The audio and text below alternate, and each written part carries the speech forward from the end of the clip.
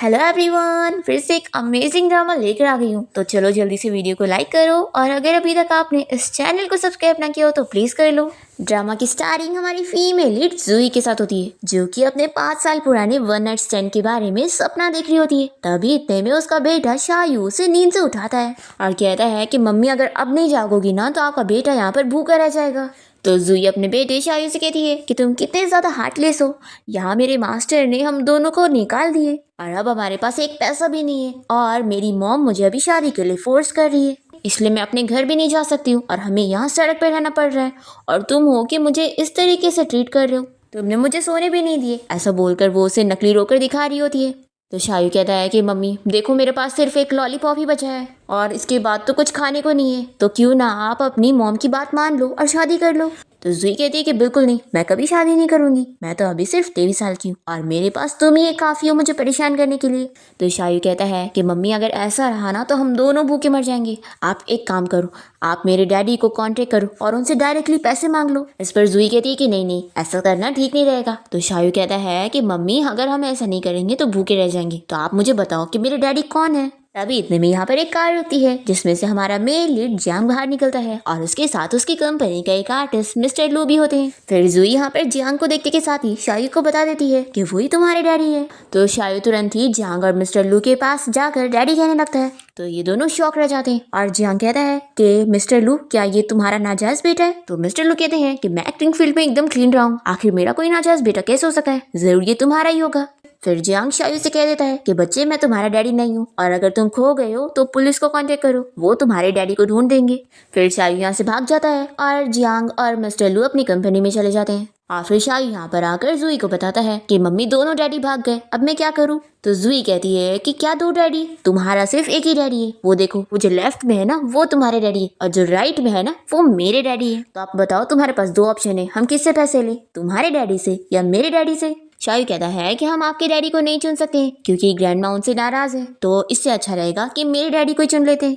तो जूही कहती है कि ठीक है फिर चलो तुम्हारे डैडी के पास। फिर दोनों यहाँ जियांग की कंपनी में आ जाते हैं, पर सिक्योरिटी गार्ड इन दोनों को रोकने लगता है और कहता है कि उनके कपड़े देखकर ही लग रहा है कि वो कहीं विलेज से उठकर आ गए हैं, तो ऐसी कंपनी में उन्हें एंट्री नहीं मिलेगी। तो जूही बताती है कि मेरा जो बेटा है ये इस कंपनी के सीईओ मिस्टर जियांग का बेटा है। तो ये सुनकर ना सिक्योरिटी गार्ड को बिलीव होता है और ना पास में खड़ी एम्प्लॉइज को, और वो लोग कहने लगी है कि आखिर मिस्टर जियांग का कोई बेटा कैसे हो सकता है, लगता है ये दोनों भिखारी यहाँ पे फ्रॉड करने आए हैं। ये सुनते के साथ ही जूही और शायू शॉक हो जाते हैं कि उन्हें भिखारी बोला जा रहा है। फिर यहाँ पर और भी सिक्योरिटी गार्ड्स आ जाते हैं इन दोनों को बाहर निकालने के लिए। तो जूही को यहाँ पर इन सभी से फाइटिंग करनी पड़ती है और ये सब देखते हुए शायू बहुत ही इंजॉय कर रहा होता है।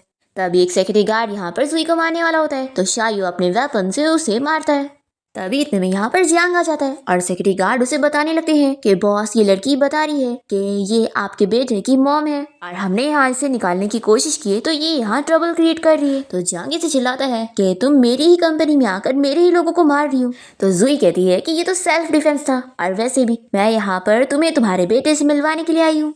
फिर शायू जल्दी से जियांग के पास आ रहा होता है, तो जियांग इसे रोकने लगता है। शायू कहता है कि डैडी ये मैं हूँ आपका बेटा। इस पर जियांग कह देता है कि मैंने बोला था ना कि मैं कोई तुम्हारा डैडी नहीं हूँ। तो शायू रोने की एक्टिंग करते हुए कहता है कि आप ही मेरे डैडी हो, मेरी मम्मी ने मुझे अकेला पाला है और मेरी मम्मी ने कितनी मुश्किलों से विलेज में खेती करके पैसे जमा करे ताकि हम आपसे मिल सके, इसलिए डैडी आप हमें ऐसे छोड़ो मत। फिर शायू की बातें सुनकर इन फीमेल एम्प्लॉयज को भी यकीन हो जाता है कि लगता है मिस्टर जियांग ने अपनी वाइफ और अपने बेटी को छोड़ दिया। फिर जूही यहाँ पर शायू को इशारा करती है कि उसने बड़ी कमाल की एक्टिंग किया। फिर मिस्टर लू यहाँ पर जियांग से पूछने लगते हैं कि ये बच्चा मुझे बिल्कुल तुम्हारी तरह दिख रहा है, तो कहीं ये सच में तुम्हारा बेटा तो नहीं। तो जियांग यहाँ पर शायू को देखकर मिस्टर लू से कहता है कि मुझे तो लगता है कि ये तुम्हारी तरह मिलता है, तो कहीं ऐसा तो नहीं कि तुम्हारा और इसका खून का रिश्ता हो।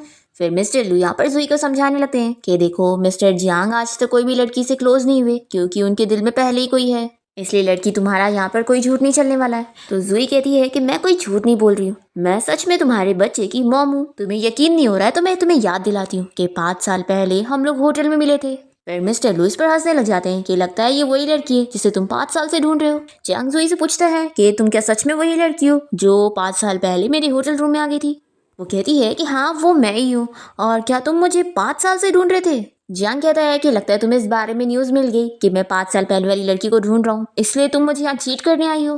इस पर वो कहती है कि मैं कोई झूठ नहीं कह रही हूँ और ये देखो तुम्हारा बेटा शायू इस बात का एविडेंस है। फिर यहाँ पर जियांग को यकीन करना पड़ता है और वो शायू से पूछता है कि यानी सच में तुम मेरे बेटे हो।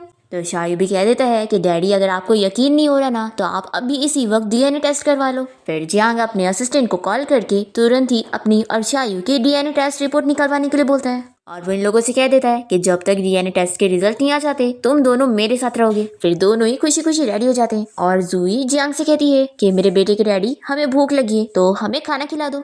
तो इसके बाद जियांग इन लोग को एक रेस्टोरेंट लेके जाता है खाना खिलाने के लिए और इन लोग को ऐसे खाता हुआ देखकर मिस्टर लू कहते हैं कि देखो ये लोग झूठ नहीं कह रहे, सच में बहुत ही भूखे हैं। और मिस्टर लू जियांग से कह रहे होते हैं कि वैसे मुझे तुमसे ये उम्मीद नहीं थी कि तुम बाहर ऐसे काम करोगे। तो आप ये बताओ कि तुम जिस लड़की को ढूंढ रहे थे 5 सालों से वो अब तुम्हारे पास एक बेटा लेकर आ गई है तो तुम बहुत ही खुश हो गए होंगे ना।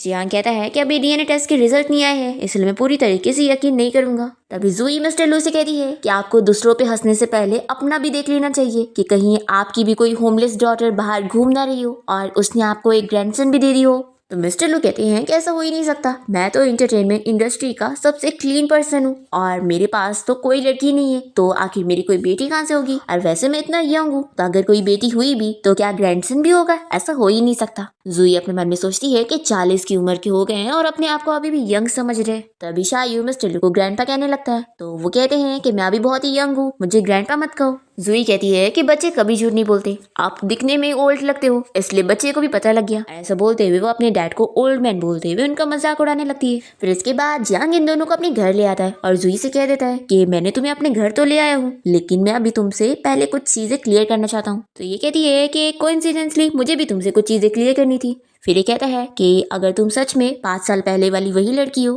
तो मैं तुमसे शादी कर लूंगा। तो ये कहती है कि रुको, मुझे कोई तुमसे शादी नहीं करनी है, उल्टा मुझे तो तुम्हारे बेटे को 5 साल से पालने के लिए पैसे चाहिए।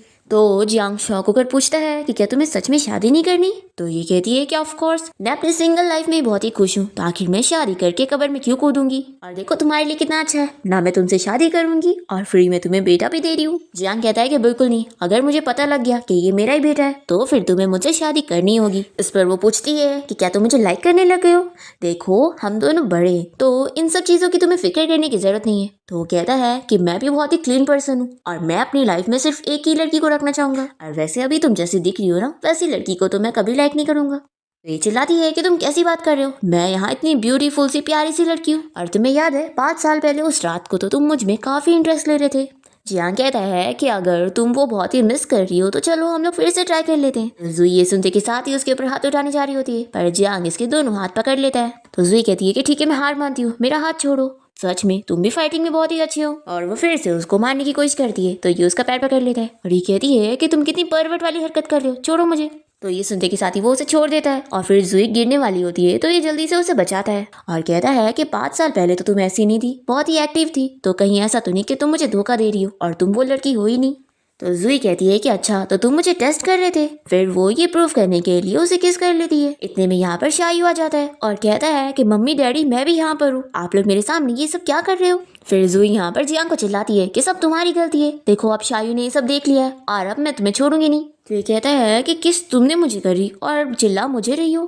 तो ये कहती है कि छोड़ो, मुझे तुमसे कोई फालतू बकवास नहीं करनी है, देखो अभी मुझे बाहर अपने कपड़े खरीदने जाना है तो तुम मुझे पैसे दो। तो जियांग इसे अपना कार्ड देने तो लगता है पर वो कहता है कि अगर मुझे पता लगा कि तुमने बस इतने से पैसे लेने के लिए मुझसे झूठ बोली हो तो फिर तो मैं तुम्हें छोड़ूंगा नहीं और तुम्हें एहसास दिला दूंगा कि मुझसे पंगा लेना कैसा होता है। तो जूही कहती है कि पहली बात तो ये कि मैंने तुमसे कोई झूठ नहीं बोली हूँ और दूसरा ये कि जो मैं पैसे खर्च करूंगी ना वो तुम उनमें से कट कर लेना जो मैं शायू के 5 साल के खर्चे का पैसा मांग रही हूँ। ऐसा बोलते हुए वो इसे बाय बोलकर चली जाती है और ये सोचता है कि ये लड़की कितनी ब्रेव है, लगता है ये सच में वही है। फिर हम देखते हैं कि जूही एक स्टोर में जाती है जहाँ पर वो ड्रेस पसंद करके स्टाफ से कहती है कि मुझे ये ड्रेस खरीदना है। तो स्टाफ इसे देखते के साथ ही इसे गरीब समझने लगती है और कहती है कि तुम ये ड्रेस अफोर्ड नहीं कर पाओगी, पता भी है कितनी ज्यादा महंगी है। तो जूही भी कार्ड देती है और कहती है कि मेरे पास पैसे हैं। फिर स्टाफ कार्ड देखते के साथ ही जूही को बहुत ही अच्छे से ट्रीट करती है और कहती है कि मुझे नहीं पता था कि तुम हमारे स्टोर की इतनी इंपॉर्टेंट कस्टमर हो और वो उसको चूज करके बोलती है कि वो जो चाहे वो खरीद सकती है। तभी यहाँ पर लीन आ जाती है और वो ये कार्ड देखकर जुई के ऊपर चोरी का इल्जाम लगाने लगती है और कहती है कि ये कार्ड तो जियांग का है, तो तुम्हारे पास कैसे? जरूर तुमने चुराई होगी। तो जुई कहती है कि मैंने चुराई नहीं हूँ, बल्कि जियांग ने मुझे खुद दिया है। तो लीन कहती है कि ऐसा हो ही नहीं सकता, जियांग के बारे में तो सभी को पता है कि वो आज तक किसी भी लड़की के क्लोज नहीं होता है, तो आखिर वो तुम जैसी लड़की को एक कार्ड क्यों देगा? तो इसलिए ये साबित होता है कि तुम एक चोर हो। तो जुई कहती है कि एक मुझे गरीब समझ रही है और एक मुझे चोर, तुम्हें क्या लगता है कि मुझे इतनी आसानी से कोई भी बुली कर सकता है? तो ये सुनने के बाद लेनी से और चोर चोर कहकर चिढ़ाने लग जाती है। तो जुई को भी गुस्सा आती है और वो इसका हाथ पकड़ के मोड़ देती है और कहती है कि दोबारा मेरे बारे में ऐसा कुछ बोलना मत। तो लिन कहती है कि रुको अभी मैं तुम्हें बताती हूँ, और वो चिल्लाकर सिक्योरिटी गार्ड को बुलाने लगती है। तभी इतने में यहाँ पर स्टोर का मैनेजर आ जाता है और वो जुई के ऊपर हाथ उठाने वाला होता है, पर फिर यहाँ पर हमारा जियांग आकर इसका हाथ रोक लेता है। फिर जुई यहाँ पर शायू को देखकर पूछती है कि तुम यहाँ पर क्या कर रहे हो? तो जियांग बताता है कि ये तुम्हारे साथ शॉपिंग करने आना चाहता था, तो मैं इसे यहाँ पर लेकर आ गया। शायू जियांग से कहता है कि डैडी देख लो, ये लड़की मेरी मम्मी को बुली कर रही है और उन्हें चोर कह रही है, तो आपको अब मेरी मम्मी की हेल्प करनी होगी उन्हें इनोसेंट प्रूव करने में। लीन ये सुनकर शॉक हो जाती है और जियांग से कहती है कि आखिर ये बच्चा तुम्हें डैडी क्यों कह रहा है? तो यहाँ पर सुई उसे बताती है कि ये मेरा बेटा है और इसका। तो लिन को बिलीव नहीं हो रहा होता है, वो कहती है कि ऐसा कैसे हो सकता है? तो जुई कहती है कि मैं तुम्हें ये बता दूं कि डीएनए टेस्ट रिपोर्ट के रिजल्ट आते होंगे, फिर ये पता लग जाएगा। तो लिन यहाँ पर जुई को चिल्लाने लगती है कि डीएनए टेस्ट रिपोर्ट के रिजल्ट नहीं आए हैं और तुम सब झूठ कह रही हो, है ना?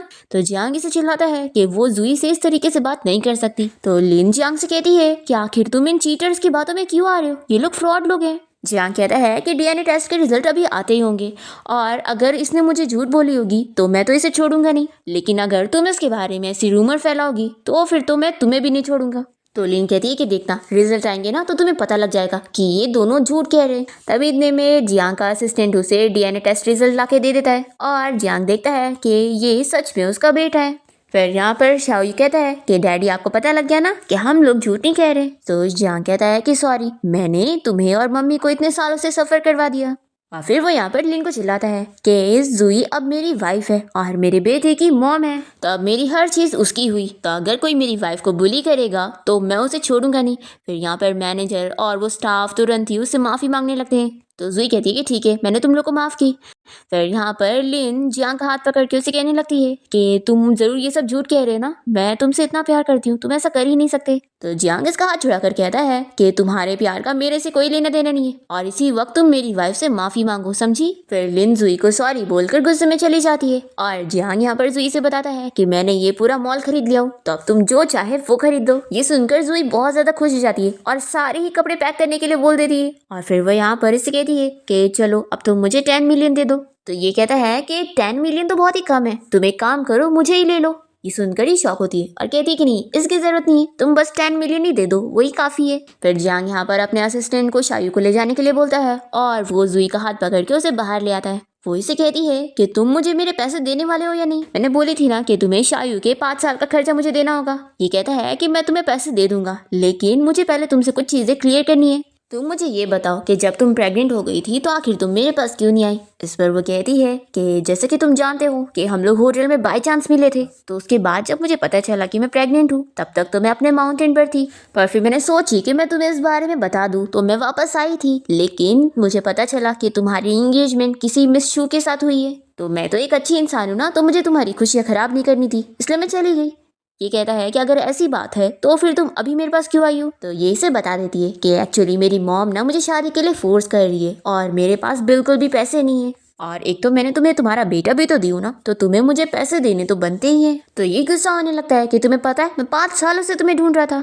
ये कहती है कि तुम मुझे पैसे देने वाले हो या नहीं? तो जियांग कहता है कि ठीक है मैं दे रहा हूँ, तुम्हें कैश चाहिए या फिर कार्ड? ये सोचती है कि मेरी मॉम ने मेरा कार्ड ब्लॉक करी हुई है, तो कैश लेना ही ज्यादा बेहतर रहेगा। फिर वो जियांग को कैश के लिए बोल देती है। ये कहता है कि ठीक है मैं तुम्हें 10 मिलियन दे दूंगा, लेकिन मेरी एक शर्त है। फिर वो बोल नहीं जा रहा होता है कि ये इसे कह देती है कि देखो मैं तुमसे शादी तो नहीं करूंगी। तो ये कहता है कि ठीक है मुझे मंजूर है, लेकिन मुझे बच्चे पालने का बिल्कुल एक्सपीरियंस नहीं है और शायू को भी अभी यहाँ की आदत नहीं है, तो क्यों ना तुम बस मेरे साथ 3 महीने के लिए घर पे रह लो, ताकि शायू को यहाँ की आदत हो जाए और फिर तुम 3 महीने बाद जहाँ जाना है वहाँ चली जाना।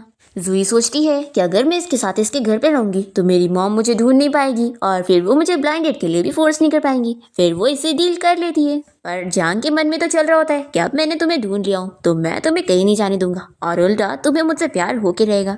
फिर इसके बाद हम यहाँ पर मिस्टर लू के डैड और मॉम को देखते हैं, यानी कि हमारी जूही के ग्रैंड माँ और ग्रैंडपा को। जूही की ग्रैंड माँ यहाँ पर उसके ग्रैंडपा को एक फोटो दिखा रही होती है और बताती है कि उनके बेटे मिस्टर लू के बारे में एक न्यूज फैल रही है और ये फोटो फैल रहा है और लोग कह रहे हैं कि ये उनका नाजायज बेटा है। वो फोटो वही रेस्टोरेंट वाली होती है जिसमें शायू मिस्टर लू को ग्रैंडपा कह रहा था। तभी किसी रिपोर्टर ने फोटो ले लिया और उनके बारे में ये न्यूज बना दिया। पर तभी यहाँ पर ये ग्रैंडमा कॉल करके पता लगा लेती है और जूही की ग्रैंडपा को बताती है कि हम तो फालतू में खुश हो गए, ये तो उस जियांग का बेटा है और लगता है हमारा बेटा हमेशा के लिए सिंगल रहने वाला है। पर ग्रैंडपा को यहाँ पर शक हो जाता है और वो कहते हैं कि लेकिन ये बच्चा हमारे लू से बिल्कुल मिलता है।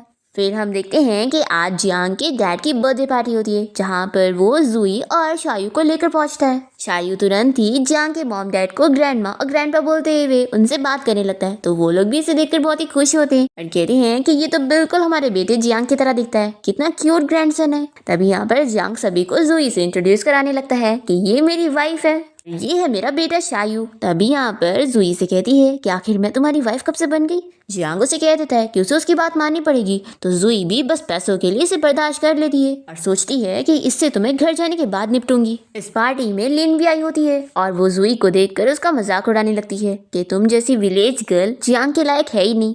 तो जूही भी इसे सुनाती है कि तुम्हें खुद के दम पे एक मैन हासिल नहीं हुआ तो तुम मुझे एम्बैरस करने चली हो, लगता है तुम्हें मिस्ट्रेस बनना है। फिर यहाँ पर ये इसके ऊपर हाथ उठाने जा रही होती है तो जूही रोने की एक्टिंग करते हुए सभी को सुनाने लगती है और कहती है कि मिस लिन मुझे नहीं पता था कि मिस्टर जियांग की वाइफ की पोजीशन आपकी है और आप तो एक शेमलेस मिस्ट्रेस बनने के लिए भी तैयार हो, लेकिन प्लीज मुझे छोड़ दो। ऐसा बोलते हुए वो रोने की एक्टिंग कर रही होती है और फिर सभी लोग इन लोग को ही देख रहे होते हैं। तो लिन सभी से कहने लग जाती है कि आप लोग इसकी बातों पर यकीन मत करो, ये एक्टिंग कर रही है। तभी यहाँ पर जियांग और शायू भी आ जाते हैं और शायू जूही से पूछने लगता है कि मम्मी क्या ये आंटी आपको बुली कर रही है। तो यहाँ पर जियांग के डैड आकर शायू से कहने लगते हैं कि अब ये घर तुम्हारा और तुम्हारी मम्मी का भी है, तो कोई भी तुम्हें और तुम्हारी मम्मी को बुली नहीं कर सकता है। और फिर जियांग के डैड लिन को चिल्लाते हैं कि तुम होती कौन हो मेरी डॉटर इन लॉ को ये सब कहने वाली, अब भी यहाँ से निकल जाओ। फिर लिन यहाँ से चली जाती है।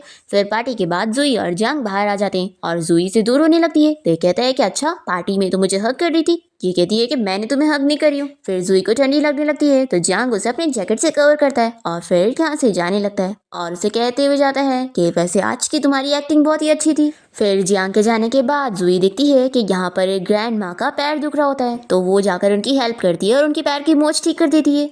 एक्चुअली ये दोनों तो उसके खुद के रियल ग्रैंडमा और ग्रैंडपा होते हैं और वो लोग यहाँ पर जूही की तारीफ करते हैं कि उसने उनकी हेल्प कर दी। और ये लोग उससे पूछ लेते हैं कि आखिर शायू के साथ उसका क्या रिलेशन है। तो ये बताती है कि वो मेरा बेटा है और फिर जूही यहाँ से चली जाती है और ये लोग समझ जाते हैं कि ये लड़की बिल्कुल हमारे लू की तरह दिख रही है तो जरूर ये लू की बेटी है, तभी तो इसका बेटा भी लू से मिलता है। फिर ये लोग घर जाने के बाद अपने बेटे लू को नील डाउन करवा कर उसे पूछते हैं कि तुम हमें सच बताओ, क्योंकि हमने तो पता लगा लिए हैं कि उस लड़की की कोई मम्मी है लेकिन उसका कोई डैडी नहीं है और वो लड़की बिल्कुल मेरी तरह दिखती है जब मैं यंग थी। तो मुझे पूरा यकीन हो गया कि वही मेरी ग्रैंड डॉटर है, यानी कि तुमने बाहर कोई ऐसा काम कर रहे हो और हमें बताया भी नहीं। लू के भाई भी उन्हें चिल्लाने लगते हैं कि तुम कैसे डैड हो, अपनी बेटी को कहीं बाहर छोड़ा हुआ है। यहाँ पर ये कहता है कि मॉम डैड रुको मुझे याद करने दो। फिर वो अपनी गर्लफ्रेंड के बारे में याद करने लगते हैं और कहते हैं कि नहीं लेकिन वो कैसे हो सकती है, वो तो अब्रॉड चली गई। तो यहाँ पर जूही के ग्रैंडपा अपने बेटे लू से कहते हैं कि तुम्हें तो कुछ याद नहीं आएगा, तुम रहने दो, हम डीएनए टेस्ट रिपोर्ट करवा कर खुद ही पता लगवा लेंगे कि वो हमारी ग्रैंड डॉटर है या नहीं। लेकिन अगर फिर पता लग गया ना कि वो सच में हमारी ग्रैंड डॉटर है तो तुम उसे घर लेकर आओगे। फिर इसके बाद हम यहाँ जूही को देखते हैं जो कि घर में कैश को देख रही होती है जो कि जियांग ने अब उसे दे दिए हैं। तभी इतने में यहाँ पर जियांग की मॉम आ जाती है और वो इसे देखकर कहती है कि क्या ये कपड़े मेरे बेटे जियांग ने तुम्हें दिलाया। इनके एटीट्यूड और बातों से ये समझ जाती है कि ये मेरे को बिल्कुल पसंद नहीं करती है। फिर वो कह देती है कि मैंने आपके बेटे को एक बेटा दी हूँ तो क्या अगर वो मुझे थोड़े से कपड़े दिला देगा तो इसमें कुछ गलत है। तो यहाँ पर जियांग की मॉम इसे काट देते हुए कहती है कि इसमें इतने पैसे हैं जितने में तुम जिंदगी भर कपड़े खरीद सकती हो, तो मैं चाहती हूँ कि तुम मेरे बेटे और मेरे ग्रैंडसन को छोड़कर यहाँ से चली जाओ। तो जुई कहती है कि मुझे जो पैसे चाहिए थे ना वो मुझे मिल चुके हैं, और रही बात आपके बेटे की तो उसमें तो मैं बिल्कुल इंटरेस्टेड हुई नहीं। तो अगर आपको कपड़े किसी को दिलाने हैं ना तो अपने बेटे को दिलाओ। तो जियांग की मॉम कहती है कि एक्टिंग मत करो, मैंने तुम्हारी एक्टिंग पार्टी में अच्छे से देख ली थी और मैं समझ गई थी कि तुम सही लड़की नहीं हो, इसलिए तुम मेरी डॉटर इन लॉ नहीं बन सकती। तो जुई कहती है कि अगर आप ऐसा बोलेंगी ना तो फिर तो मैं सच में आपके बेटे को फंसा कर आपकी डॉटर इन लॉ बन के रहूंगी। तो जियांग की मॉम गुस्सा होने लगती है और कहती है कि लगता है आज मुझे तुम्हें सबक सिखाने होगा ताकि तुम्हें बड़ों की इज्जत करना आ जाए।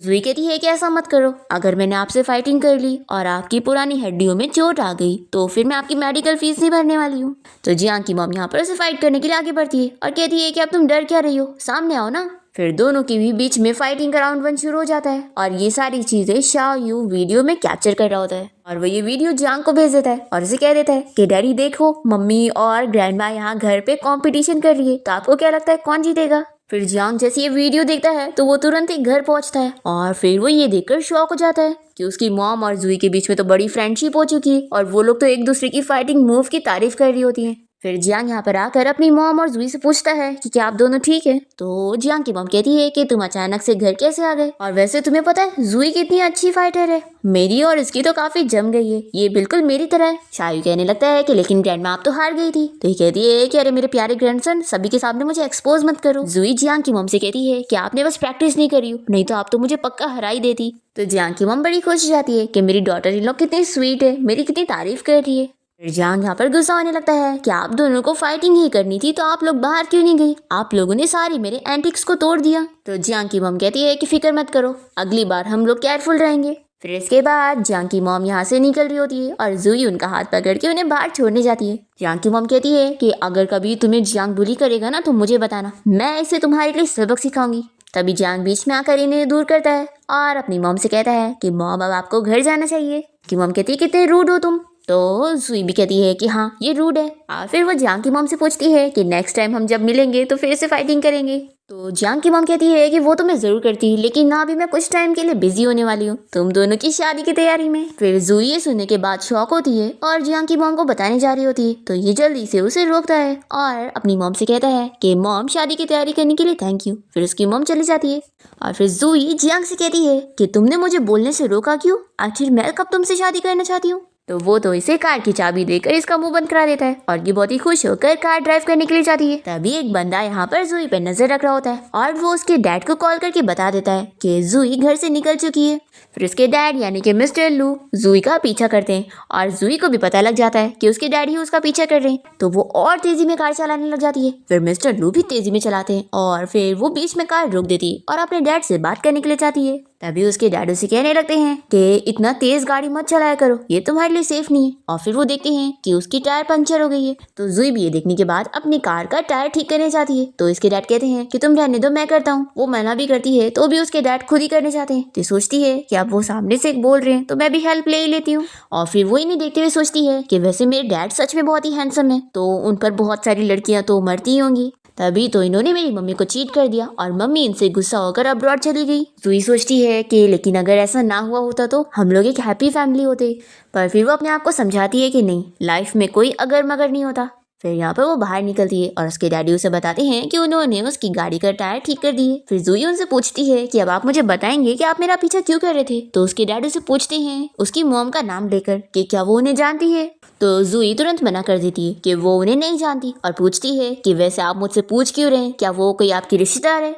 ये कहते हैं कि नहीं, वो बस मेरी पुरानी फ्रेंड है और तुम उसकी तरह दिखती हो, तो इसलिए मैं जानना चाहता था कि तुम्हारा और उसका कोई रिलेशन तो नहीं। फिर जुई यहाँ पर अपने डैड को ताना मारते हुए यहाँ से जाने लगती है और हम देखते हैं कि उसके डैड के हाथ में उसका बाल होता है, जो कि वो उसी के लिए आए थे डीएनए टेस्ट करवाने के लिए। फिर जुई यहाँ पर जियांग को उसकी कार की चाबी देते हुए चिल्लाती है कि तुमने आखिर मुझे ऐसी स्पोर्ट्स कार क्यों दी जो कि बीच रास्ते में खराब हो गई, क्या तुम मुझे मारना चाहते हो। ये सुनते के साथ ही वो तो डर जाता है और पूछता है कि क्या तुम ठीक हो। फिर वो उसे अच्छे से चेक करता है और कहती है कि मैं तो ठीक हूँ, लेकिन मैं यहाँ पर अभी तुम्हारी एक हेल्प के लिए आई हूँ। मैं चाहती हूँ कि अगर मेरी और मिस्टर लू के बारे में कोई भी न्यूज़ तुम्हें पता चलती है तो तुम उसे मीडिया तक पहुँचने मत दो, मैं नहीं चाहती कि उनकी और मेरी न्यूज़ बने। इतने में जियांग न्यूज़ देखता है जिसमें रिपोर्टर बता रही होती है कि फेमस एक्टर मिस्टर लू किसी लड़की के साथ बाहर कार रेसिंग करने गए थे और उन्होंने उस लड़की की गाड़ी के टायर को भी बीच रास्ते में ठीक किया।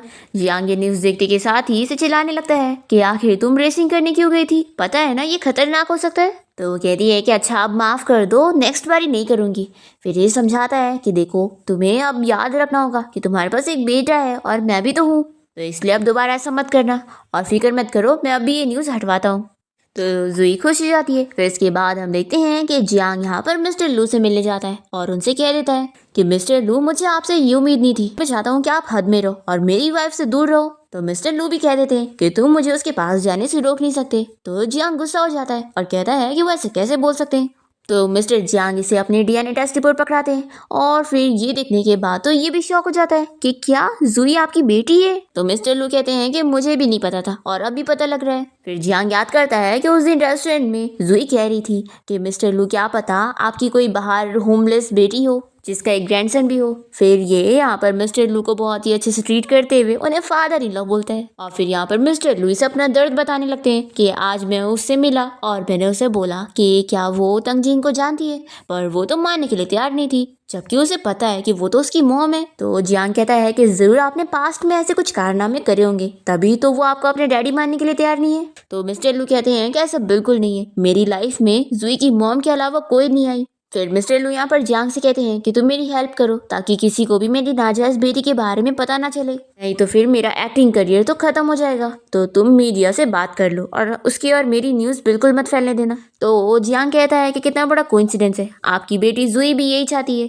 फिर जियांग यहाँ जुई से मिलने जाता है और तभी वो शावर लेकर बाहर निकलती है और से कहती है कि आखिर तुम इस वक्त यहाँ पर क्या कर रहे हो। तो वो इसे बताता है कि मैं तुम्हें ये गिफ्ट देने आया था, ये मेरी कंपनी की बनाई हुई नई ज्वेलरी है। तो ये पूछती है कि क्या ये सच में मेरे लिए। तो ये कहता है कि अब तुम मेरी नाम की वाइफ हो तो ये ऑफ कोर्स तुम्हारे लिए। जुई तो खुश हो जाती है कि ये मेरे ऊपर अच्छा लगेगा, तभी वो उसे पहनाने में हेल्प भी कर देता है। जुई उसे पूछती है कि मैं कैसी लग रही हूँ, तो वो उसे ब्यूटीफुल बोलकर चला जाता है और बहुत ही नर्वस होने लगता है। इतने में यहाँ पर शायू आता है और वो इसे कहता है कि डैडी मैं जानता हूँ कि आप मम्मी से शादी करना चाहते हो, तो आप फिक्र मत करो, मैं आपकी हेल्प करूंगा। फिर इसके बाद हम देखते हैं कि जुई एक रेस्टोरेंट में जाके ड्रिंक कर रही होती है, तभी एक बंदा उसके पास आकर उसमें इंटरेस्ट लेने लगता है और वो उसे ड्रिंक ऑफर करना चाह रहा होता है और उसे टच करने लग जाता है। तो जुई उसे पंच मारती है और कहती है कि वो बात कर रहा है तो उसे हाथ क्यों लगा रहा है। फिर ये बंदा जुई पर गुस्सा हो जाता है और यहाँ पर गार्ड्स को बुला लेता है जुई को पकड़कर उसे माफी मंगवाने के लिए। पर जुई तो बहुत ही अच्छी फाइटर होती है, वो इन सभी को मार गिराती है। फिर ये बंदा कहता है कि तुमने मुझसे पंगा लियो, तुम्हें पता भी है यहाँ का बॉस मेरा कजिन है, अगर वो यहाँ पर आ गया तो मैं तुम्हें छोड़ूंगा नहीं।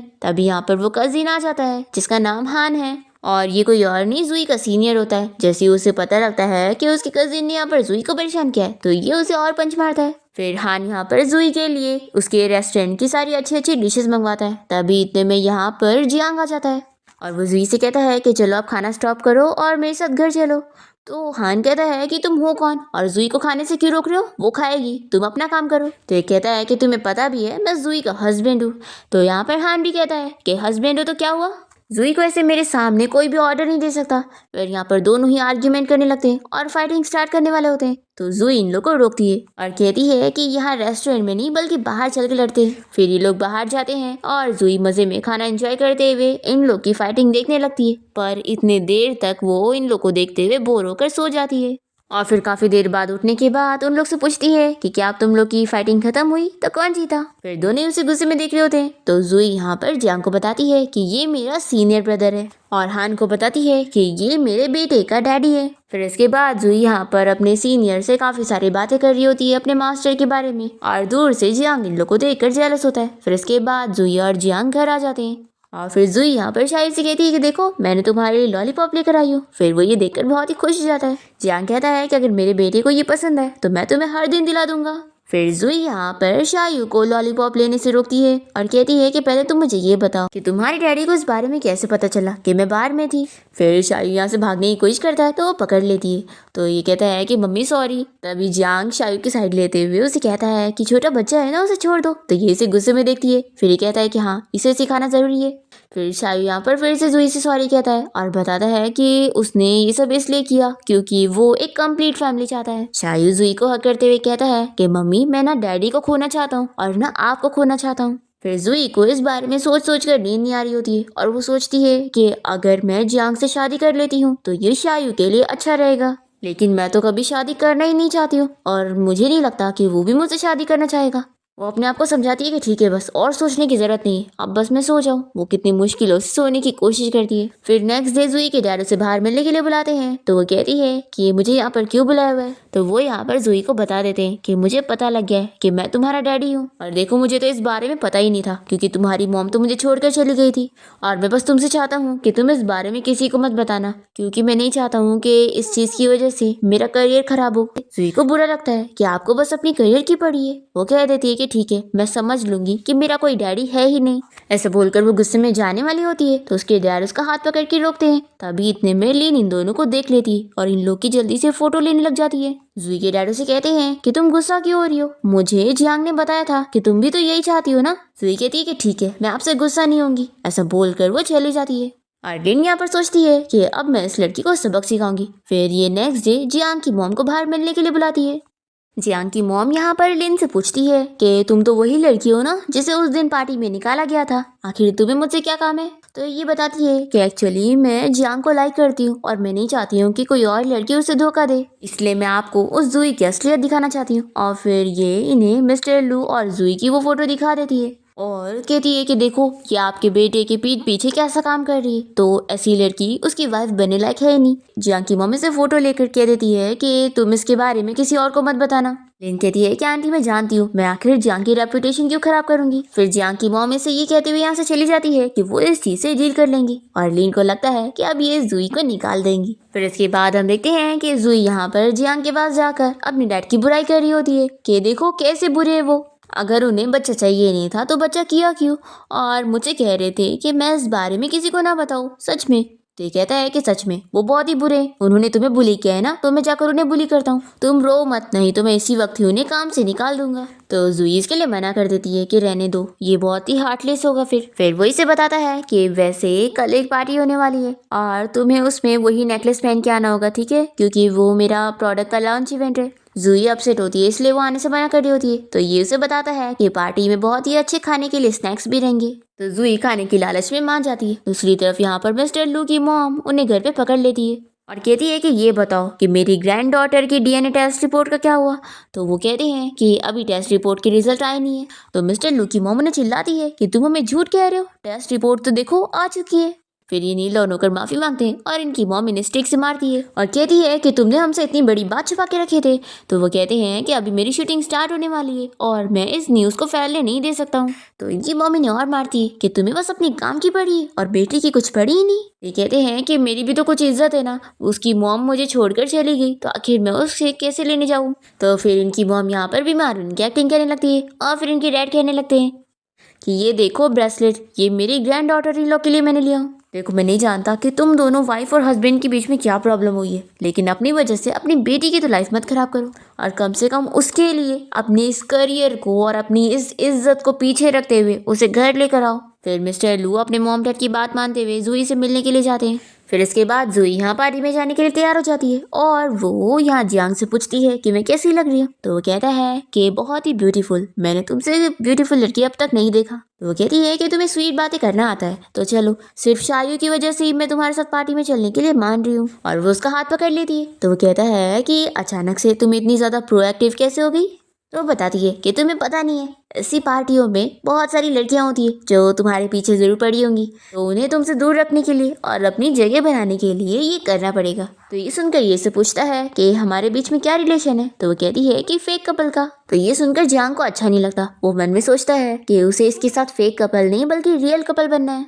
जुई कहती है कि सोच क्या रहे हो। तभी ये जल्दी से उसे अपने क्लोज कर लेता है और दोनों ही एक दूसरे को देखते रह जाते हैं। इतने में यहाँ पर शायू आ जाता है और कहता है कि मम्मी डैडी अब यहाँ पर मत शुरू हो जाना, चलो जल्दी, हम लोग को जाने के लिए देर हो रही है। फिर तीनों ही साथ में पार्टी में पहुंचते हैं और जियांग और जुई को साथ में देखकर सभी लोग इन लोग के कपल को पसंद कर रहे होते हैं। इस पार्टी में लिन भी आई होती है और वो जियांग की मॉम को साइड में ले जाती है बात करने के लिए। जियांग की मम्मी से कह देती है कि देखो अब यहाँ तुम सभी के सामने फिर से मत शुरू हो जाना, मैं अपनी डॉटर इन लॉ को जानती हूँ और मेरी बेटी ने अगर उसे सिलेक्ट किया है तो वो एक अच्छी लड़की है, तो तुम्हें इन सब में इन्वॉल्व होने की जरूरत नहीं है, और मेरी डॉटर इन लॉ का नाम खराब करने की कोशिश करोगी तो तुम्हारे साथ अच्छा नहीं होगा। लिन को गुस्सा आती है और ये सोच लेती है कि आज मैं जूही की असलियत सभी को दिखा के रहूंगी। ये बड़ी से स्क्रीन पे सभी को वही जू की फोटो दिखा देती है और फिर सभी लोग यहाँ पर बातें करने लगते हैं कि सच में मिस्टर जियांग की वाइफ जूही का इस बंदे के साथ क्या रिलेशन है। जूही यहाँ पर सच बताने का सोचती है तो उसे अपने डैड की बात याद आती है कि वो बिल्कुल नहीं चाहते हैं कि उसके बारे में किसी को भी पता चले, नहीं तो उनका करियर खराब हो जाएगा। पर फिर जैसे ही कुछ बोलने जा रही होती है इतने में उसके डैड यहाँ पर खुद ही आ जाते हैं और वो रिपोर्टर्स को बता देते हैं कि जूही उनकी नाजायज बेटी है और ये प्रूफ करने के लिए उनके पास डीएनए टेस्ट रिजल्ट भी है। तो रिपोर्टर्स यहाँ पर मिस्टर लू से कहते हैं कि आप जो कह रहे हैं इसकी वजह से आपके फैंस को कितना दुख पहुंचेगा। तो मिस्टर लू अपने फैंस को सॉरी बोलते हैं और कहते हैं कि लेकिन इस वजह से मैं अपनी बेटी को हर्ट होने नहीं दे सकता हूँ। अगर उसे कोई बुली करता है तो मेरा यहाँ सच बताना तो बनता ही है। फिर लिन चिल्लाने लग जाती है कि आखिर ऐसे कैसे वो उसके डैड हो सकते हैं। तभी यहाँ पर जियांग अपने सिक्योरिटी गार्ड को बुलाकर इसे बाहर करवाता है और जूही अपने डैड से अभी भी गुस्सा होती है कि आखिर आपने सभी को सच क्यों बता दिया। तो वो कहते हैं कि अब वो उसे अपनी बेटी के तौर पे एक्सेप्ट करना चाहते हैं। तो वो तो बहुत गुस्सा होती है और कह देती है कि आपका मेरे साथ कोई रिश्ता नहीं है। तभी यहाँ पर उसकी ग्रैंडमा आकर उसे मनाने लगती है पर जूही यहाँ पर अपने ग्रैंडमा की कोई बात नहीं मानती और वो जियांग से कहती है कि मैं थक गई हूँ तो हम लोग घर चलते हैं। फिर जूही यहाँ से जाने के बाद उसके ग्रैंडपा यहाँ पर मिस्टर लू से कहते थे कि उन्हें जूही को मनाना पड़ेगा उसे माफी मांगकर। दूसरी तरफ जियांग यहाँ जूही को घर लाने के बाद उसके पैर में मेडिसिन लगा देता है क्योंकि हील्स की वजह से उसके पैर में चोट आ गई थी। वो इसे कहता है कि तुम अपसेट मत हो, मैं तुम्हारे लिए तुम्हारे डैड से डील कर लूंगा और उनका करियर खराब कर दूंगा। तो ये कहती है कि नहीं ऐसा मत करो, आखिरकार वो मेरे डैड है। तो ये कहता है कि लेकिन उन्होंने अपनी वाइफ और अपनी बेटी को छोड़ दिया तो वो अच्छे इंसान नहीं है और उनका सफर करना तो बनता है। तो ये कहती है कि हाँ वो बहुत ही बुरे डैड है, मैं उन्हें अपना डैड नहीं मानूंगी। तो ये कहता है कि फिक्र मत करो, मैं हूं ना तुम्हारे साथ और उसके सर पे टच करने लगता है। तो ये कहती है कि तुम ये क्या कर रहे हो और वैसे भी अब काफी रात हो गई है तो तुम मेरे रूम से बाहर निकलो। तो जियांग इसके पास जाकर उसे रेस्ट करने का बोलकर चला जाता है। फिर नेक्स्ट मॉर्निंग जब जूही अपने रूम से बाहर आती है तो वो देखती है कि उसके डैड यहाँ उसके घर आकर उसके सारे काम कर रहे हैं और वो जूही को देखते के साथ ही उसे बताने लगते हैं कि उसकी ग्रैंडमा ने यहाँ पर उसके लिए सूप भेजी हुई है और उसके अंकल यानी कि उनके भाई ने यहाँ पर उसके लिए गिफ्ट भेजा है। जूही कहती है कि आप चले जाओ यहाँ से, मैं आपके साथ वापस नहीं जाने वाली हूँ। तो ये कहते हैं कि प्लीज अपने डैडी को माफ कर दो, देखो अब मुझे अपनी गलती का एहसास हो गया है। तो जूही कहती है कि मैं तभी आपको माफ करूंगी जब मेरी मॉम आपको माफ करेंगी। तो जूही के डैड कहते हैं कि ठीक है मैं तुम्हारी मॉम के पास जाता हूँ ताकि तुम दोनों माँ बेटी मुझे माफ कर दो और मान जाओ। और फिर जूही के डैड जल्दी जल्दी से उसकी मॉम से मिलने के लिए यहाँ से चले जाते हैं और जूही को तो पता होता है कि मेरी मॉम इतने गुस्से वाली है वो नहीं मानेंगी। तभी इतने मेरे से इसकी मॉम की कॉल आ जाती है और वो जूही को चिल्लाने लगती है कि आखिर वो उनके पीठ पीछे यहाँ पर उसके डैड से कैसे मिल सकती है। तो जूही सोचती है कि अब इस बार मम्मी से मुझे कौन बचाएगा, पिछली बार तो मेरे सीनियर ने मुझे बचा लिया था। तभी यहाँ पर शायू आ जाता है और कहता है कि मम्मी आप फिक्र मत करो, डैडी है ना आपको प्रोटेक्ट करने के लिए। तो जूही कहती है कि लेकिन मुझे तो तुम्हारे डैडी से हेल्प मांगने के लिए शर्म आ रही है। तो शायू कहता है कि मम्मी फिक्र मत करो, मेरे पास एक रास्ता है। दूसरी तरफ हम देखते हैं कि जियांग अपने ऑफिस में होता है और लिन यहाँ पर उससे मिलने आई होती है। वो उसे चिल्लाता है कि कल जो तुमने प्रेस कॉन्फ्रेंस में हरकत की थी उसकी वजह से अब मैं तुम्हें अपनी कंपनी से फायर कर रहा हूँ। लिन यहाँ पर माफी मांगती है कि मुझे नहीं पता था कि मिस्टर लू तो उस जूही के डैडी है। जियांग उसे चिल्लाता है कि वो उसकी कोई एक्सप्लेनेशन नहीं सुनना चाहता है और वो यहाँ से उसे निकाल देता है। फिर लिन को बहुत ही गुस्सा आती है और वो यहाँ पर किसी लड़की को कॉल करके अब्रॉड से वापस आने के लिए बोलती है। फिर जियांग घर पहुँचता है तो वो शायू को देखकर कहता है कि तुम अभी तक सोए नहीं। ये कहता है कि डैडी मुझे बहुत ज़्यादा गुस्सा आ रही है, कल आप कुछ नहीं कर पाए थे ना और मम्मी ने इतने अच्छे टाइम पर आपको रूम से बाहर निकाल दी थी। ये कहता है कि हाँ ऐसे ही हुआ था।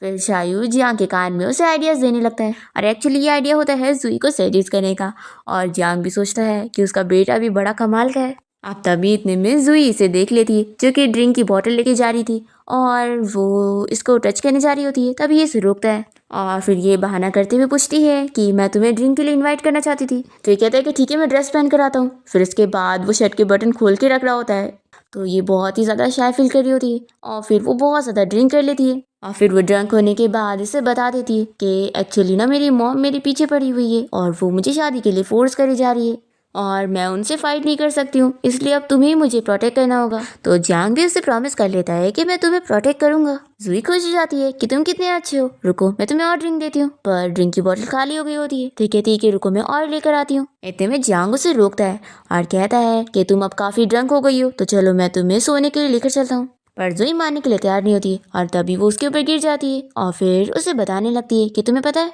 मैं उस रात को तुम्हारे परफॉर्मेंस से काफी ज्यादा सेटिस्फाइड थी। और ना मैं तुम्हें एक सीक्रेट बताती हूँ कि मेरा और तुम्हारा एक क्यूट से बेबी है। तो वो कहता है कि ये तो मैं जानता हूँ। तो ये कहती है कि फिर मैं तुम्हें एक और सीक्रेट बताती हूँ कि मैं शादी करना ही नहीं चाहती हूँ। ये कहता है कि ये भी मैं जानता हूँ। तो जुई कहती है कि तुम तो सब कुछ जानती हो। तो चलो अच्छा ये बताओ कि मेरी मॉम कौन है। तो ये कहता है कि ये तो मैं नहीं जानता, तुम ही बता दो। तो जुई कहती है कि मैं नहीं बताऊंगी। फिर ये कहता है कि अच्छा मेरे ऊपर से उठ जाओ, नहीं तो मैं अपने आप को कंट्रोल नहीं कर पाऊंगा। पर तभी जुई तो इसके ऊपर ही सो जाती है। फिर ये इसे बेड पे लिटा देता है। फिर नेक्स्ट मॉर्निंग जब उठती है तो ये इसके लिए हैंगओवर सूप लेकर आता है और ये कहती है कि आखिर तुम मेरे रूम में क्या कर रहे हो। वो इसे चिल्लाने लग जाती है कि क्या तुमने मेरा फायदा उठाया। तो वो कहता है कि फायदा तो तुमने मेरा उठाई हो, कल रात के बारे में याद करो। फिर वो जब याद करती है तो इसे सॉरी कहती है और ये इसे बताता है कि फिक्र मत करो, तुमने मुझे बोली थी ना कि मैं तुम्हारी मॉम से तुम्हें प्रोटेक्ट करूँ, तो वो मैं जरूर करूंगा। फिर इसके बाद ये दोनों शायू को स्कूल छोड़ने के लिए जाते हैं और यहाँ पर शायू जियांग से पूछ लेता है कि डैडी चलो जल्दी से बताओ, मम्मी ने क्या कल रात को आपको शादी करने के लिए हाँ बोल दी। जुई सुनने के बाद जियांग को देखने लगती है तो जियांग कहता है कि तुम्हें स्कूल जाना है ना, जल्दी से जाओ। अब तभी इतने में एक कार रुकती है और यहाँ पर जुई की मॉम आई होती है। उन्हें देखकर जुई डरने लगती है और जियांग के पीछे आकर उसे कहती है कि तुमने बोला था ना कि तुम मुझे बचाओगे, तो अब तुम्हारी बारी है। जुई की मॉम उसे डांटने लगती है तो जियांग कहता है कि मदर इन लॉ हम लोग साथ में बैठकर भी बात कर सकते हैं। फिर यहाँ पर जुई का सीनियर हान भी आया होता है तो ये उससे बात करने लग जाती है और इन लोग को देखकर जियांग जेलस होता है। इसके बाद जुई अपनी मॉम को बताती है कि एक्चुअली मैं खुद इसे ढूंढने यहाँ पर नहीं आई थी, उल्टा इसने खुद डीएनए टेस्ट करवा के मेरे बारे में पता लगा लिया और इसने खुद ही हमारी रिलेशनशिप को पब्लिक कर दिया और मुझे तो इसमें फोर्स किया गया है। तो जुई की मम कहती है कि हाँ मैं तुम्हें अच्छे से जानती हूँ, तुम इतनी तेज हो कि तुम्हें कोई फोर्स कर ही नहीं सकता है। फिर यहाँ पर जियांग सारी गलती अपने ऊपर लेने लगता है और फिर हान भी यहाँ पर जुई की साइड लेता है। तो जुई की मम कहती है कि तुम दोनों इसकी साइड ले रहे हो। फिर जुई कहती है कि मम्मी वैसे मुझे मिस्टर लू के बारे में भी बताना था कि वो आपको ढूंढने के लिए अब्रॉड चले गए। तो जुई की मम गुस्से में कहती है कि आखिर वो मुझे ढूंढने क्यों गया, वैसे भी उसके पास तो 3-4 गर्लफ्रेंड थी ना, फिर भी वो मेरे पास आकर मेरी बेटी को मुझसे छीनना चाहता है, ऐसा हो नहीं सकता। तो जियांग इनसे पूछता है कि मैंने तो आपके बारे में सुना कि आपने अपने हस्बैंड को छोड़ियो। जुई की मम कहती है कि ये झूठ है, आखिर वो मेरे बारे में क्या झूठ फैला रहा है, मैं उसे छोड़ूंगी नहीं। तो यहाँ पर जुई कहती है कि मॉम मैं आपके फुल सपोर्ट में हूँ। तो जुई की मम कहती है कि तुम्हें क्या लगता है तुम मुझसे ये कुछ अच्छे वर्ड्स बोल लोगी तो मैं तुम्हें माफ करूंगी। फिर जुई भागने लगती है और उसकी मॉम उसके पीछे जाती है। फिर जुई की मॉम और हान यहाँ से चले जाते हैं तो जुई यहाँ पर जियांग को थैंक्स बोलने लगती है कि तुम्हारी वजह से मैं अपनी मॉम से मार खाने से बच गई। तो ये कहता है कि थैंक्स की जरूरत नहीं, क्योंकि मैंने तुमसे जो प्रॉमिस किया था वही पूरा किया हूँ। जुई तो यहाँ पर बड़ी खुश हो रही होती है कि आज मैं अपने सीनियर के साथ बाहर डिनर पे जा रही हूँ। फिर जुई हान के साथ रेस्टोरेंट गई होती है और अपना डिनर एंजॉय कर रही होती है। तभी यहाँ पर अचानक से वो उसे प्रपोज करने लगता है और अपनी फीलिंग्स बता देता है कि वो उसे काफी टाइम से लाइक करता है और उसे शादी भी करना चाहता है। पर जुई उसे साफ मना करती है कि वो तो उसे हमेशा ब्रदर समझते आई है और वो शादी करने के इरादे में बिल्कुल नहीं है। ऐसा बोलकर वो डिनर छोड़कर जाने लगती है तो ये यहाँ पर इसे रोकने लगता है और फिर यहाँ पर जियांग आ जाता है और फिर वो यहाँ पर हान को चिल्लाने लगता है कि तुम जुई से दूर रहो तो ज्यादा बेहतर रहेगा। हान जुई से पूछता है कि क्या तुम इस जियांग को चुन रही हो, तो ये कहती है कि मैं किसी को भी नहीं चुन रही हूँ। तो हान कहता है कि अगर ऐसी बात है तो मैं और जियांग तुम्हारे लिए फेयर कंपटीशन करना चाहते हैं। पर जुई यहाँ पर हान की बात नहीं सुनती है और जियांग को लेकर बाहर चली जाती है और इसे बताती है कि हान को मैंने हमेशा एक ब्रदर समझी हूँ और मैं नहीं चाहती हूँ कि मैं उसे डिले करूँ। जियांग कहता है कि मैं जानता हूँ और वैसे मैं तुम्हें बता दूँ कि मैं हमेशा तुम्हारा वेट करने के लिए तैयार हूँ, तो मैं बस तुमसे यही चाहता हूँ कि जब भी तुम्हारा मन बन जाए कि तुम अब शादी करने के लिए तैयार हो तो तुम सबसे पहला ऑप्शन मुझे रखना और मुझे कंसीडर करना। जियांग यहाँ पर जुई का हाथ पकड़ के उसे अपनी फीलिंग्स के बारे में बताने लगता है कि मैं सच में सीरियस हूँ और मैं सिर्फ हमारे बेटे की वजह से नहीं बोल रहा हूँ, मैं सच में तुम्हें लाइक करता हूँ इसलिए तुमसे शादी करना चाहता हूँ। ये कहती है कि किसी को लाइक करना क्या होता है, तो ये कहता है कि इसका जवाब तो मैं तुम्हें नहीं दे पाऊंगा लेकिन एक दिन तुम्हें ये फील करवा के रहूंगा। जुई कह देती है कि लेकिन अभी तो मैं तुमसे शादी करना नहीं चाहती हूँ। तो ये कहता है कि ठीक है मैं तुम्हारा इंतजार करूंगा। तभी इतने में हम देखते हैं कि इन दोनों को शू अपनी कार में बैठकर देख रही होती है जो कि जियांग की एक्स गर्लफ्रेंड है। इसे बहुत ही गुस्सा आ रही होती है कि जियांग के साथ आखिर ये विलेज गर्ल कहाँ से आ गई। पहले मैं ही जियांग को छोड़कर अब्रॉड गई थी लेकिन अब मैं वापस आ गई हूँ और मैं इससे जियांग को छीन कर रहूंगी। फिर नेक्स्ट मॉर्निंग जुई जब अपने बेटे को स्कूल के लिए तैयार करती है अभी वो यहाँ पर जियांग को किसी की लड़की के साथ बातें करते हुए देखकर कहती है कि आखिर ये लड़की कौन होगी। तो शायद कहता है कि मम्मी मुझे तो देखकर लगता है कि ये आपकी राइवल है। फिर शू यहाँ पर जुई को हेलो कहने लगती है तो जुई भी पहचान जाती है कि तुम मिस्टर जियांग की एक्स फियांसी हो ना। तो शू कहती है कि तुम कितनी ज़्यादा समझदार हो जो तो पहचान गई। वैसे मैं यहाँ पर तुम दोनों को अपनी बर्थडे पार्टी में इनवाइट करने आई थी, तो तुम ज़रूर आना। तो जुई कहती है कि बर्थडे पार्टी में तो केक्स होते हैं, तो फिर तो मैं ज़रूर आऊँगी। फिर यहाँ पर जियांग भी मान जाता है कि ठीक है, जैसा तुम बोलो। फिर शू के यहाँ से जाने के बाद जुई कहने लगती है कि आखिर मुझे इतना बुरा क्यों लग रहा है। तो शायू कहता है कि मम्मी आप जेलस हो रही हो। फिर जियांग जुई से बात करने की कोशिश करता है, तो वो इसे इग्नोर करते हुए शायू को बाहर लेकर जाती है। फिर शायू इन लोग को बाय बोलकर स्कूल चला जाता है और फिर जुई यहाँ पर जियांग को इग्नोर करने लगती है। तो ये कहता है कि क्या हुआ, तुम शू की वजह से जेलस हो रही हो, तो फिर आखिर तुम उसकी बर्थडे पार्टी में जाने के लिए क्यों हाँ बोल दी। ये कहती है कि मुझे केक्स पसंद है इसलिए, और तुम हंसो मत, ठीक है। ऐसा बोलकर उसे अपने क्लोज करती है। तभी यहाँ पर जियांग तो उसे किस कर लेता है, तो ये जल्दी से उसे दूर कर देती है। फिर शायू स्कूल से घर आने के बाद जियांग से कहता है कि डैडी, मैं पहले तो आपकी और मम्मी की शादी के लिए बहुत ही खुश था, लेकिन आज आपने जो किया है ना, उसकी वजह से मैं बहुत ही डिसअपॉइंटेड हो चुका हूँ। आखिर आपने उन आंटी शू को घर पे क्यों लिया था। तो ये कहता है कि मैं उसे दरवाजे से भगा थोड़ी ना सकता था। तो शायू कहता है कि फिर आपको उनकी बर्थडे पार्टी में जाने के लिए हाँ तो नहीं बोलना चाहिए था। तो जियांग कहता है कि मैंने नहीं, तुम्हारी मम्मी ने हाँ बोली है। तो शायू कहता है कि आप कितने बुद्धू हो, मम्मी ने तो बस ऐसे ही पोलाइटली हाँ बोल दी थी, लेकिन आपको कोई मौका देकर इस पार्टी में जाने के लिए मना करना चाहिए था। फिर जियांग शू को बाहर मिलने के लिए बुलाता है और उसे उसका बर्थडे गिफ्ट देता है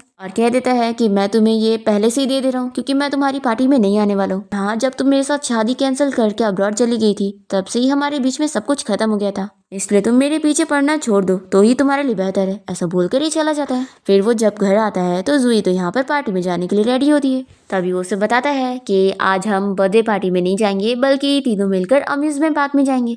तो ये सुनकर तो वो खुश होती है और कहती है कि मैं आज तक अम्यूजमेंट पार्क में नहीं गई। फिर जियांग यहाँ पर जुई के हील्स चेंज करने में हेल्प करता है और फिर तीनों ही अम्यूजमेंट पार्क जाकर बहुत ही इंजॉय करते हैं। फिर रात में जब शायू सो जाता है तो जियांग अपने असिस्टेंट को उसे घर ले जाने के लिए बोल देता है और फिर जियांग और जुई अपनी लेट नाइट डेट एंजॉय कर रहे होते हैं। तभी जुई उसके पास आकर उसके शोल्डर पर सर रखकर सोने लगती है। तभी वो उसकी और अपनी किस याद करते हुए उसे फिर से किस करने वाला होता है। तभी वो उठ जाती है और कहती है कि तुम क्या करने वाले थे। ये कहता है कि तुम बहुत ही ब्यूटीफुल लग रही थी इसलिए मैं तुम्हें किस करने जा रहा था। वो उसे फिर से बताने लगता है कि मैं तुम्हें सच में बहुत लाइक करता हूँ। तो जुई उसे कहती है कि तुमने मुझे अब सेड्यूस किया है। फिर वो उसे किस कर लेती है। फिर नेक्स्ट मॉर्निंग जुई जियांग और अपनी किस के बारे में सपना देखते हुए उठती है और सोचती है कि आखिर अब मेरा और उसका क्या रिलेशन है। तभी इतने में जियांग यहाँ पर आकर उसे गर्लफ्रेंड बोलते हुए गुड मॉर्निंग कह रहा होता है। तो जुई बहुत ही शाय फील करने लगती है। इसके बाद जियांग और जुई जब साथ में बैठे होते हैं तो यहाँ पर शायू आ जाता है और कहता है कि मम्मी डैडी बीच में मेरी जगह बनाओ, मैं बीच में बैठना चाहता हूँ। तो जियांग कहता है कि नहीं, मैं तो नहीं हटूंगा। तो शायू कहता है कि डैडी अगर आप नहीं हटेंगे ना तो फिर मैं मम्मी को हमारे बीच की डील के बारे में बता दूंगा। तो जियांग को उसकी जगह बनानी पड़ती है और फिर शायू बीच में बैठकर कहता है कि ये हुई ना फैमिली वाली बात। चलो मम्मी डैडी अब ये बताओ कि आप दोनों शादी कब करने वाले। तो जियांग बताता है कि जब तुम्हारी मम्मी रेडी होगी तभी हमारी शादी होगी। इतने में यहाँ पर जियांग की मॉम आ जाती है और वो कहती है कि चलो तुम दोनों को अब वेडिंग ड्रेस ट्राई करने जाना होगा। तो ये सुनने के बाद शायू तो बहुत ज्यादा खुश हो जाता है कि मम्मी वेडिंग ड्रेस पहनने वाली है। फिर इसके बाद जुई हाँ वेडिंग ड्रेस में रेडी हो जाती है और जैसे ही जियांग उसे देखता है तो बहुत ही खुश होने लगता है। हम देखते हैं कि शू ने जियांग की मॉम को बाहर मिलने के लिए बुलाई होती है। तो जियांग की मॉम पहले तो उससे बहुत अच्छे से बात करती है कि वो इतने टाइम बाद अब्रॉड से वापस आई है। शू उनसे कहती है कि आपको नहीं लगता कि जुई जियांग के लायक है ही नहीं क्योंकि वो एक नाजायज बेटी है। तो जियांग की मॉम ये सुनते के साथ ही शू से कह देती है कि तुम मेरी डॉटर इन लॉ के बारे में ये सब नहीं बोल सकती हो और मुझे अब तुम्हारे से कोई बात नहीं करनी है। ऐसा बोलकर वो चली जाती है और फिर वही जियांग और जुई को वेडिंग ड्रेस में देखकर बहुत ही खुश होती है और कहती है कि तुम दोनों की अब शादी होने जा रही है तो मैं बहुत ज्यादा हैप्पी हूँ और जुई अब मैं अपने बेटे को तुम्हें दे रही हूँ। जुई कहती है कि मॉम आप फिक्र मत करो, मैं फ्यूचर में आपके बेटे को कोई भी गलतियां करने नहीं दूंगी। और फिर वो जुई से पूछती है कि वैसे क्या तुम शू को जानती हो। तो ये बताती है कि हाँ वो अभी अब्रॉड से वापस आई है। जियांग की मॉम कहती है कि देखो वो कोई अच्छी पर्सन नहीं है इसलिए तुम उससे बच के रहना क्योंकि वो कुछ भी कर सकती है, क्योंकि वो तुम दोनों के साथ से बिल्कुल खुश नहीं है। जुई कहती है कि मॉम आप फिक्र मत करो, हम लोग ऐसे लोगों पे ध्यान ना दे तो ज्यादा बेहतर रहेगा और वैसे भी आप और मैं तो फाइटिंग में माहिर है ही, हमें कोई बुली नहीं कर सकता। तो जियांग की मॉम कहती है कि हाँ ये तुमने सही कहा। फिर उसके बाद जुई अपने बेटे शायू को स्कूल से पिक करने के लिए जाती है और तब यहाँ पर हान भी आया होता है और वो जुई से कहता है कि मैं तुम दोनों को घर ले जाने आया हूँ। तभी इतने में यहाँ पर जियांग भी पहुंच जाता है। तो शायू से देखकर खुश जाता है कि मेरे डैडी भी यहाँ पर आ गए। जियांग कहता है कि हाँ अगर मैं यहाँ पर नहीं आता तो मेरे बेटे और मेरी वाइफ को तो कोई और ही लेकर चला जाता। फिर जियांग और हान को ऐसे एक दूसरे से जेलस होता हुआ देखकर जुई सोचती है कि यहाँ का एटमोस्फियर कैसा बन गया है। फिर इसके बाद ये सभी साथ में मिलकर बाहर डिनर पे जाते हैं और जियांग और हान एक दूसरे से आर्ग्यूमेंट ही कर रहे होते हैं। जुई इन लोग को वार्न करती है कि अगर तुम दोनों यहाँ पर झगड़ा करोगे और मुझे ठीक से खाना नहीं खाने दोगे तो मैं तुम दोनों को ही मारूंगी। तो ये लोग कहते हैं कि ठीक है, हम तुम्हारी सुनेंगे। फिर वो लोग शांति से खाना खाने जाते हैं और दोनों को ही एक ही चीज खानी होती है। तो दोनों ही गुस्सा होने लगते हैं और जुई इन लोग को देखती होती है कि इनका झगड़ा तो खत्म ही नहीं होता। फिर डिनर के बाद वो हान से बाहर अकेले ही बात करती है और उससे समझा देती है कि वो उसे कभी पसंद नहीं करने वाली है, क्योंकि वो उसका सिर्फ हमेशा ब्रदर रहेगा। फिर वो भी मान जाता है कि ठीक है। तो वो कहता है कि ठीक है, मुझे तुम्हारा डिसीजन मंजूर है। अगर तुम्हें जियांग पसंद है तो मैं तुम दोनों को सपोर्ट करूंगा। तभी शायू यहाँ पर जियांग के साथ होता है और जियांग कहता है कि आखिर तुम्हारी मम्मी हान से क्या बात कर रही होगी। तो ये कहता है कि डैडी आप मम्मी से डायरेक्टली पूछ लेना ना। तो ये कहता है कि नहीं, अगर मैं उसे पूछूंगा तो उसे ऐसा फील होगा कि मैं उसे कंट्रोल कर रहा हूँ। फिर हम देखते हैं कि जुई अपने रूम में होती है, तभी तभी यहाँ पर जियांग आ जाता है और इसे देखकर वो पूछती है कि आखिर तुमने इतनी ड्रिंक क्यों कर ली है, क्या तुम हान की वजह से ड्रिंक कर रहे थे। ये कहता है कि तुम मुझे बताओ कि आखिर तुम्हारा और हान का क्या रिलेशन है। तो ये इसे पकड़ के कहती है कि तुम कान खोल कर सुनो, मैं और हान सिर्फ ब्रदर और सिस्टर है और कुछ भी नहीं, और मैं सिर्फ एक ही पर्सन को लाइक करती हूँ और वो सिर्फ और सिर्फ तुम हो। ये सुनते के साथ ही जियांग यहाँ पर इससे केस करने लगता है। फिर वो उसे कहता है कि क्यों ना हम लोग शायू को एक सिस्टर भी दे दे। ये सुनते के साथ ही इसे चिल्लाती है और कहती है कि अब भी रूम से बाहर निकलो, ठीक है, और सोने जाओ। फिर उसे जाना ही पड़ता है और ये सोचती है कि अच्छा हुआ मैं तो बच गई, मैं भी बहुत ही यंग हूँ और फिर से प्यार के चक्कर में पड़ने वाली थी। फिर नेक्स्ट मॉर्निंग जियांग और शायू जब अपने स्कूल और ऑफिस के लिए यहाँ से चले जाते हैं तो जुई अपना लगेज लेकर इसके घर से निकलने लगती है और सोचती है कि मैं अपने बेटे शायू के लिए सॉरी हूँ, लेकिन मैं कुछ नहीं कर सकती। मुझे उसके डैडी से दूर रहना ही होगा, नहीं तो फिर मैं उसके जाल में फंस जाऊंगी और जो अपना मजे करने वाला फ्यूचर था वो खराब कर लूंगी। ऐसा बोलकर वो चली जाती है।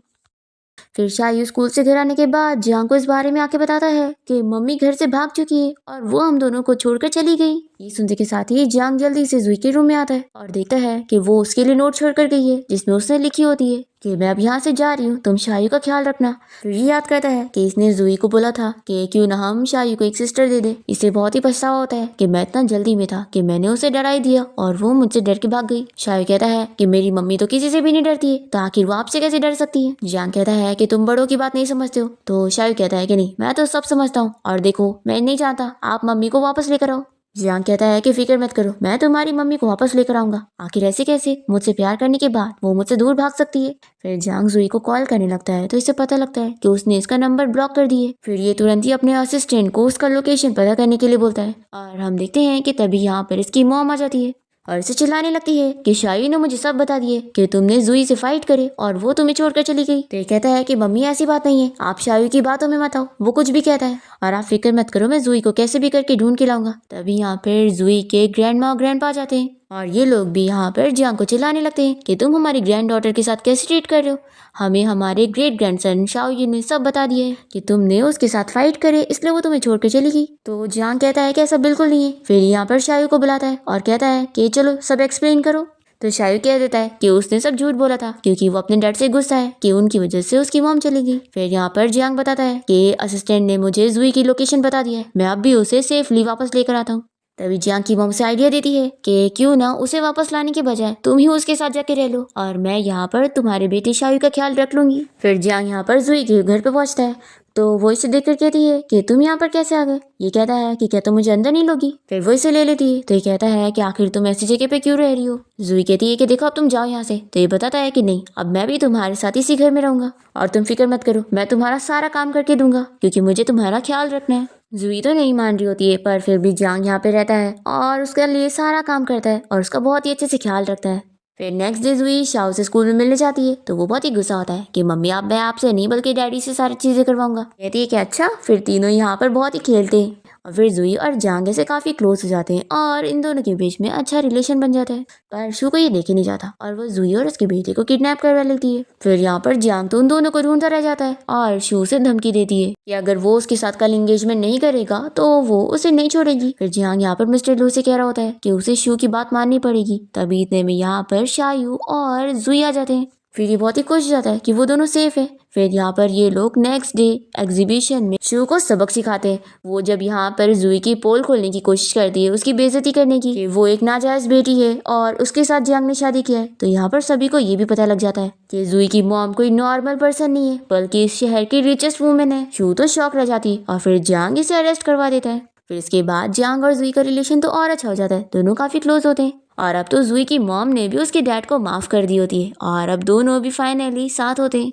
फिर इन लोग की पूरी फैमिली यहाँ विलेज में साथ में सेलिब्रेट करने आते हैं और जुई की ग्रैंडमा कह देती है कि अब उसे और जियांग को शादी कर लेनी चाहिए। फिर जियांग और जुई अकेले बात करने जाते हैं और वो इसे कहती है कि वैसे तो मैंने हमेशा से सोच के रखी थी कि मैं कभी शादी नहीं करूंगी, क्योंकि मुझे अपनी लाइफ एंजॉय करनी थी और मैं सब जगह बस ट्रैवल करना चाहती थी। लेकिन अब तुम्हें पता है मैं बहुत अलग हो चुकी हूँ, अब तो मुझे अकेले रहने में बोर फील होता है और मुझे किसी का साथ चाहिए। जियांग कहता है कि तो क्या तुम मेरा साथ एक्सेप्ट करोगी? तो वो कहती है कि हाँ, मुझे तुम चाहिए हो, तो चलो अब हम शादी कर लेते हैं। ये सुनकर जियांग शॉक रह जाता है। तो ये कहती है कि ये कौन सा एक्सप्रेशन है, लगता है तुम मुझसे शादी नहीं करना चाहते। तो ये कहता है कि बिल्कुल नहीं, मैं तुमसे शादी करना चाहता हूँ, हम जल्द से जल्द शादी करेंगे। फिर वो नर्वस होते हुए सब बताने लगता है कि उससे शादी करने के लिए उसने कब से प्लानिंग करके रखा था और वो क्या क्या चीजें करने वाला है। तभी अचानक से जुई उसे किस कर लेती है और कहती है कि ये सारी बातें अब हम कल करेंगे और अभी हम अपना प्रेजेंट एंजॉय करते हैं। और फिर दोनों ही बहुत ज्यादा हैप्पी होते हैं और इसी के साथ इस ड्रामा की हैप्पी एंडिंग हो जाती है।